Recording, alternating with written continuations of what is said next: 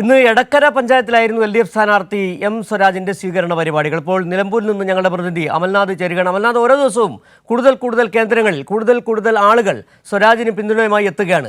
ഏറ്റവും മൂർത്തമായ ചില രാഷ്ട്രീയ വിഷയങ്ങൾ അവിടെ ഉന്നയിക്കപ്പെടുന്നുണ്ട്.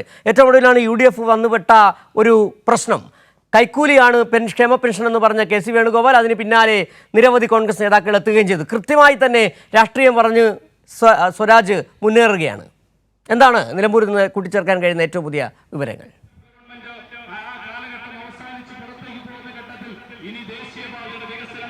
സിജോ, കഴിഞ്ഞ ദിവസങ്ങൾക്ക് സമാനമായ രീതിയിൽ ഇന്നും പര്യടനത്തിൽ വലിയ ഒരു ജനപിന്തുണ തന്നെ ഇടതുപക്ഷത്തിന്റെ സ്ഥാനാർത്ഥി M സ്വരാജിന് ലഭിക്കുന്നതാണ് കാണാൻ സാധിച്ചിട്ടുണ്ടായിരുന്നത്. ഇന്ന് പര്യടനം തുടർന്നുകൊണ്ടിരിക്കുന്നു. എടക്കര പഞ്ചായത്തിലാണ് ഇന്നത്തെ പര്യടനം. അവസാന പര്യടനത്തിലേക്ക് കടക്കുവാൻ വേണ്ടി പോകുന്നു. ഇപ്പോൾ ശങ്കരക്കുളത്താണ് പര്യടനം നടന്നുകൊണ്ടിരിക്കുന്നത്. അവസാന പര്യടനം അടുത്ത കേന്ദ്രത്തിൽ, അതായത് പാലേമാട് കേന്ദ്രത്തിലാണ്. ഓരോ കേന്ദ്രങ്ങളിലേക്ക് നോക്കുമ്പോഴും നമുക്ക് വലിയ ഒരു ജനത്തിരക്ക് അല്ലെങ്കിൽ ജനങ്ങളുടെ ഒരു ഒഴുക്ക് കേന്ദ്രങ്ങളിലേക്ക് കാണാൻ വേണ്ടി സാധിക്കുന്നുണ്ട്. കഴിഞ്ഞ ദിവസങ്ങളിൽ UDFന്റെ കേന്ദ്രങ്ങളിലും ഇത്തരത്തിൽ വലിയ ജനപിന്തുണയായിരുന്നു M സ്വരാജിന് ഉണ്ടായിരുന്നത്.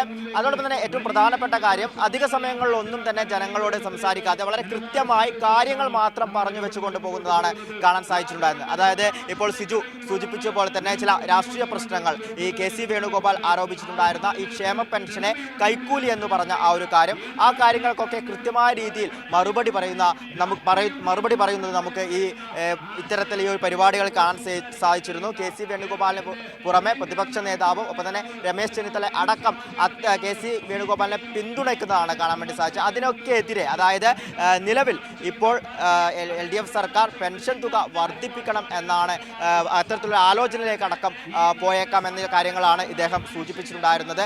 ഈ 600 രൂപ പെൻഷൻ കൃത്യമായ രീതിയിൽ കൊടുക്കുവാൻ വേണ്ടി കഴിയാത്ത സർക്കാരായിരുന്നു UDF സർക്കാർ. എന്നാൽ എല്ലാ കുടിശ്ശികയും പൂർത്തിയാക്കിക്കൊണ്ട് 1600 രൂപ കൃത്യമായ രീതിയിൽ LDF സർക്കാരിന് കൊടുക്കുവാൻ വേണ്ടി കഴിയുന്നുണ്ട്. ആ ഒരു തുകയാണ് ഇത്തരത്തിൽ കൈക്കൂലി എന്ന് UDFന്റെ നേതാക്കൾ ആരോപിച്ചത് എന്നാണ് ഇദ്ദേഹം പറയുന്നത്. അതോടൊപ്പം തന്നെ വികസന പ്രവർത്തനങ്ങൾ അക്കമിട്ട് പറഞ്ഞുകൊണ്ടും ആണ് ഇദ്ദേഹം ഈ പര്യടനങ്ങൾ മുന്നോട്ട് പോയിക്കൊണ്ടിരിക്കുന്നത്. പ്രത്യേകിച്ച് ആശുപത്രിയിലെ വികസനം, ഒപ്പം തന്നെ സ്കൂൾ ഹൈടെക് ആക്കി മാറ്റിയത്, ഒപ്പം തന്നെ റോഡിൻ്റെയും പാലത്തിൻ്റെയും ഒക്കെ കാര്യം, ഇത്തരം കാര്യങ്ങളൊക്കെ വ്യക്തമായി സൂചിപ്പിച്ചുകൊണ്ടാണ് നിലവിൽ LDF സ്ഥാനാർത്ഥി M സ്വരാജിൻ്റെ പര്യടനം പുരോഗമിച്ചുകൊണ്ടിരിക്കുന്നത്.